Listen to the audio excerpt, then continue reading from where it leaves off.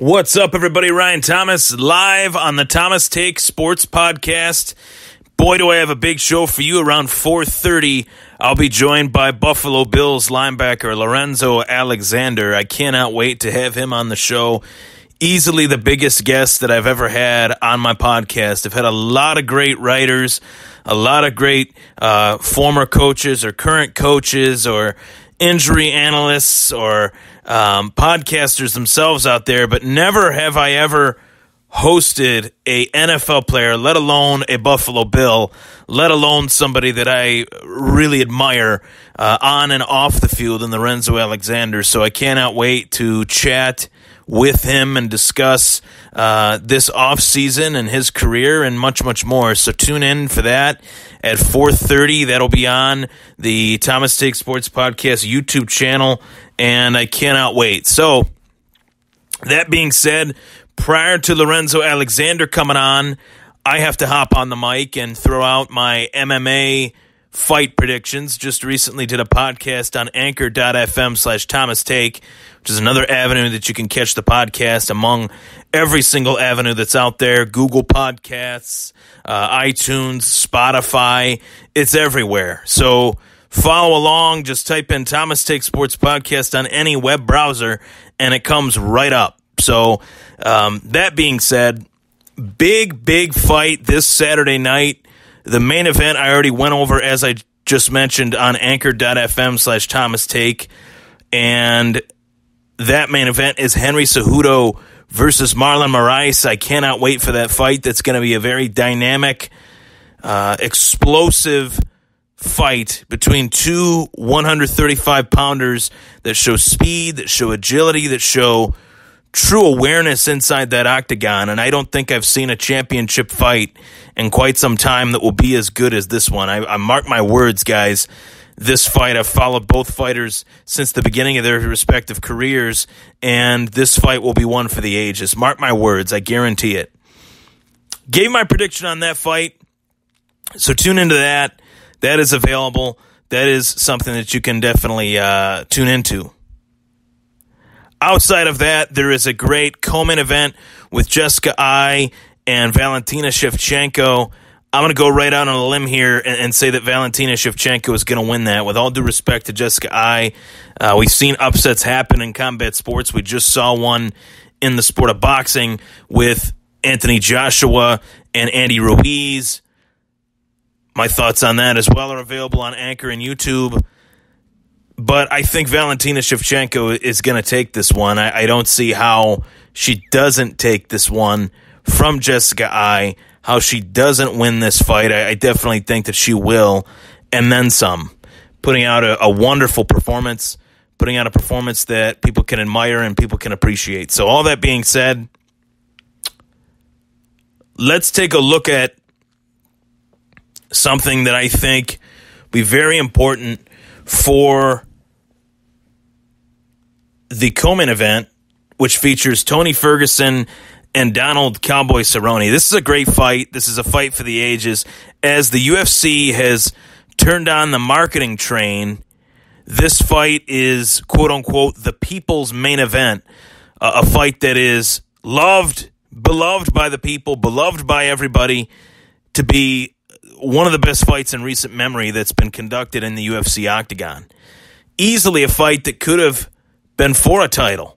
With how stacked this UFC 155-pound division is, Tony Ferguson, one of the better up-and-coming fighters in the last decade, Donald Cerrone, one of the most game fighters in MMA history. So this fight has everything that you would want as an MMA fan, whether you're a hardcore fan like myself or a casual like maybe someone that started watching the sport 4 or 5 years ago that joined in this boom of the McGregor era. Ferguson and Cerrone will deliver. And oftentimes you look at fights and you say, well, this one's really interesting because both guys are polar opposites. This is different. This fight is really interesting to me because Tony Ferguson and Donald Cerrone are practically the same fighter. Very same skill set. I would say, if I were to kind of measure how skilled they are, both have great hands, both have great boxing, both have great kickboxing. Donald Cerrone, I'd say, is maybe a little bit of a better kickboxer, whereas Tony Ferguson is a little bit better at the Muay Thai aspect of it, with the clinch and trips and getting guys to the ground and just all out, guns blazing war mode that is Tony Ferguson and Donald Cerrone. I think that's what we're going to see from both of these guys. Both of these guys are going to be willing to go to war, willing to leave that octagon a lesser piece of themselves than the way they walked in. And I think that whichever guy is willing to leave more in there, let it all out in there, in that octagon, is going to win this fight. It sounds real corny, but this is actually a cornerstone fight for Tony Ferguson and for Donald Cerrone. This is crucial.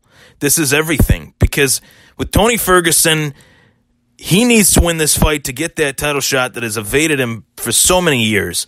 Donald Cerrone had the opportunity to fight for a title. It blew up in his face.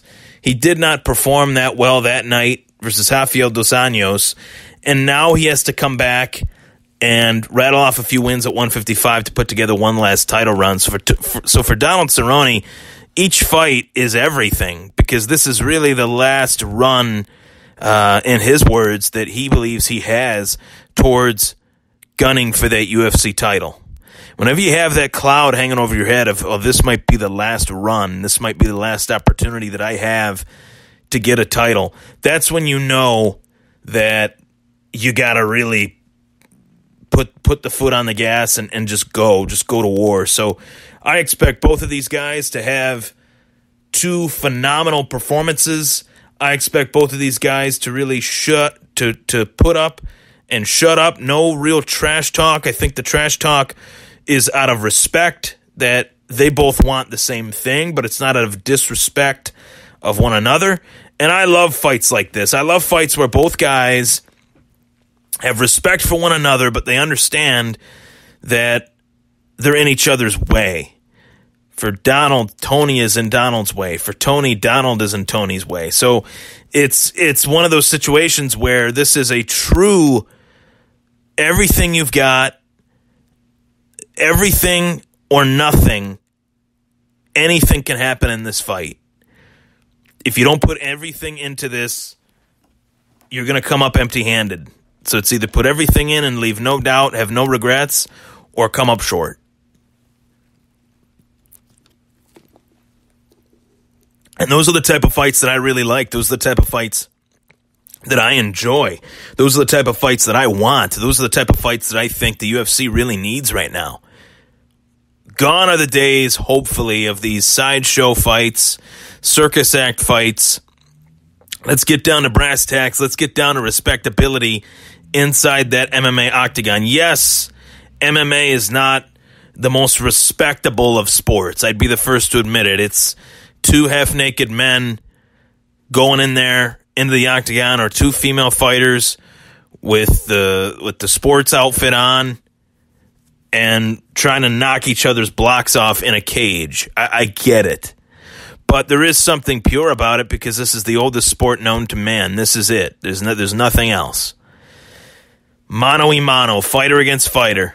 Tony Ferguson, Donald Cerrone. If I were to go back to what I was just talking about as far as the skill sets of both Ferguson and Cerrone, Ferguson's the better Muay Thai guy. He can mix in the Muay Thai clinch with his strikes, which I think is very interesting dynamic of this fight, because Donald Cerrone is known to hold his head up high, not really be elusive, and kind of just come straight forward. If he comes straight forward against Tony Ferguson, I think Tony Ferguson could look to tie clinch him, take it to the ground, and let's see how good Donald Cerrone's ground game is compared to Tony Ferguson's. Donald does have a great ground game. Very underrated. He's notched a lot of submission wins in his fight career, but he's more known to be that kickboxer, more known to throw those combinations of kicks and punches like the one he threw on Rick Story, which is one of the greatest three pieces in a soda that you will ever see inside the octagon. But Cerrone has to force the action, and Ferguson has to force the action. So both guys have already come to this mutual understanding that they both have to force the action. They both have to do their due diligence and bite down on the mouthpiece and give the fans what they want. Dana White has put so many fights out there that he said, this one will be the one, this one will be the one, this one will be the one. Well, this one will be the one. This one will be one that people are talking about for a long time. I have the chills right now going up and down my spine and on my arms talking about this fight due to the fact that there hasn't been a fight like this, I don't think, in terms of styles and how styles make fights. There hasn't been a true barn burner fight like this since Robbie Lawler and Carlos Condit, and that was a true barn burner. And I'm talking about expectations before the fight. Obviously, there's been some phenomenal fights. Max Holloway, Dustin Poirier was a great fight. Israel Adesanya versus Kelvin Gastelum, that was a great fight. The fight just last weekend, Anthony Smith and Alexander Gustafsson, that was one of the best UFC fights I've seen in a long time. So there's been great fights, no doubt about it. This year's delivered so far some really big moments. Jorge Masvidal knocking out Darren Till, Anthony Pettis knocking out Wonderboy Thompson. There's a lot of amazing moments that this sport has brought us within the last, few months or so. But I think that with that, we haven't had moments where we look at these fights and say, wow, this one's going to be really something. Outside of maybe Gaethje and Barboza, I haven't had that feeling. And I think Barboza and Gaethje delivered for sure. And I think that this fight with Tony and Donald will be phenomenal as well. So I can't wait. As far as predictions for the fight, man, there's a dynamic to this fight that isn't really being talked about enough, and I think it's the dynamic that Tony Ferguson really hasn't fought in a while. Outside of his fight with Anthony Pettis, he hadn't fought for almost 2 years. One fight in 2 years, or 2 fights in 1 year, however long it's been. No one is as active as Donald Cerrone, so Tony Ferguson was going to lose that battle no matter what, but he's losing that battle and then some due to the fact that he has actually been inactive. So I always like to go with the more active guy, but then there's times where the more active guy is active, so he's got some miles on the tires as of late, and maybe didn't give himself enough time to recuperate. I don't think that's the case with Cerrone, because Cerrone fought Ally Quinta, who never really seemed to be able to hurt him at all in that fight. And I think Cerrone is going to take this one. I think he's motivated. I think he's a very rough matchup for Ferguson due to the fact that he's hungry, motivated, and he's a true 155er, but he could also fight at 170, as has Ferguson. I honestly can't pick this fight. I'm going to tell you right now, this fight's really tough for me to pick, but my gut instinct tells me that Cerrone will find a way to win, because this fight is far too important as far as the state of Cowboys' career. I'm Ryan Thomas. It was the Thomas Take Sports Podcast. We'll be right back at 4:30 with Buffalo Bills linebacker Lorenzo Alexander.